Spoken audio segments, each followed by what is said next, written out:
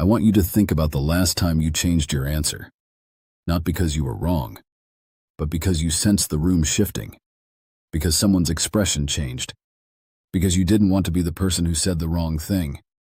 You probably don't remember it as a moment of social pressure. You probably remember it as a moment of reconsidering. That's what makes this so interesting. The force we're going to talk about today doesn't feel like a force at all. And once you see it clearly, you will not be able to unsee it. Here's something worth sitting with. The vast majority of people, if you ask them, will tell you they don't care what other people think. Ask someone why they chose their career, their lifestyle, the way they dress, and the answer almost always sounds independent. I do what works for me. I don't really worry about other people's opinions. I follow my own path, and they mean it. They're not lying. They genuinely believe it. But here's the contradiction. If that were completely true, human behavior would look completely different. People would express unpopular opinions without hesitating. They'd change careers without needing to justify it to anyone. They'd wear what they wanted, pursue what they actually wanted, and say what they actually thought, without that split second of internal calculation. Instead, what we actually observe is this.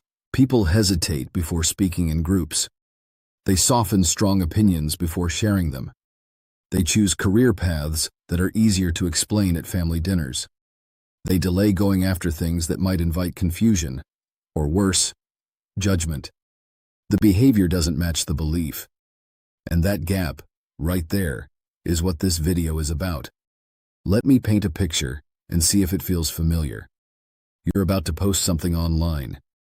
Maybe an opinion, maybe something personal, maybe just something you found funny. And before you hit send, there's a moment. A quick, quiet moment where you run a calculation. How will this look? Will people get it? Will this make me seem weird? Could this come back to bite me? And maybe you post it. Maybe you edit it into something safer. Maybe you delete it entirely. Or maybe this is more familiar. You're in a meeting or a social event, and someone says something you don't agree with. You know you don't agree. You have a clear reason. But you feel the room's energy. You read the faces. You sense that pushing back might make things uncomfortable. And so you let it go. You tell yourself it probably wasn't worth it anyway. None of these moments feel like bowing to social pressure. They feel like common sense. They feel like maturity. They feel like you. So why is this so deeply wired into us?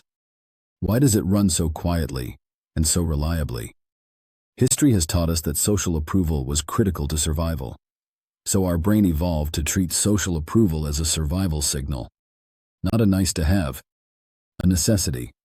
And here's the neuroscience. Brain scans literally show that social rejection activates many of the same regions as physical pain. The anterior cingulate cortex, which processes the experience of being hurt, responds to being excluded or criticized in ways that overlap significantly with how it responds to actual injury. Being left out doesn't just feel bad in a vague emotional sense. It registers in the body in a way that is structurally similar to pain. And on the flip side, social approval triggers the brain's reward wiring. Feeling liked, respected, included, these activate dopamine responses that feel genuinely good. Your brain is running an ancient operating system, one where approval equals safety equals reward, and rejection equals danger equals threat. That system was built for a world that no longer exists. But the brain doesn't know that. It registers a stranger's criticism the same way it would register a tribal elder's judgment, which could lead to being kicked out of the tribe. The threat response activates. The anxiety rises. The self-correction kicks in. Over time, this instinct quietly shapes the entire architecture of your life. Think about how people choose careers. On paper, people say they chose based on passion, ability, opportunity.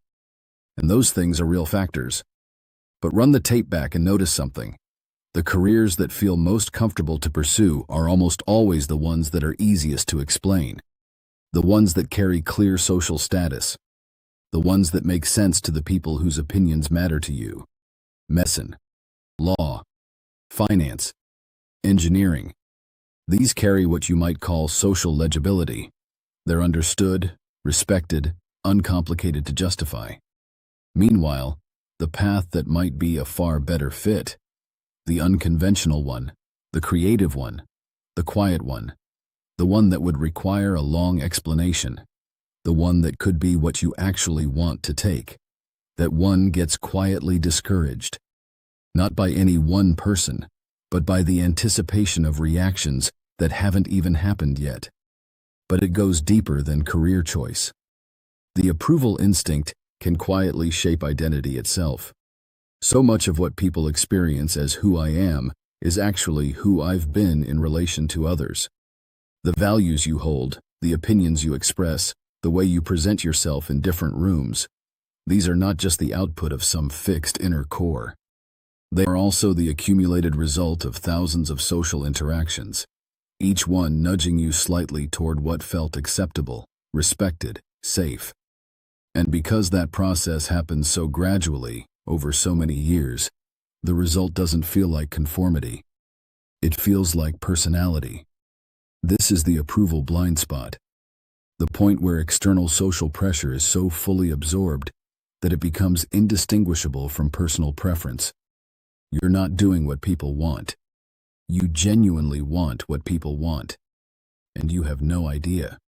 And the hard truth, the thing most people sense but rarely say out loud, is that when you eventually stop and ask yourself what you actually want, the answer can be surprisingly hard to find. Because for a long time, you've been asking a different question. Not, what do I want, but what will be respected? What will make sense? What will make me look like I have it together? Those feel like the same question. They're not. I want to be careful here, because the obvious conclusion would be, the desire for approval is bad, and you should eliminate it.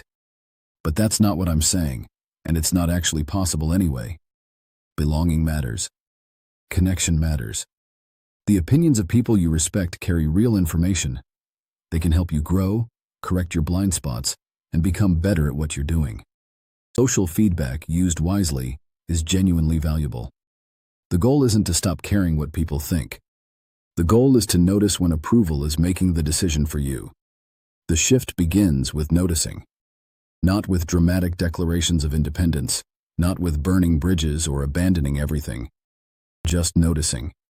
Noticing when a hesitation is actually a social calculation.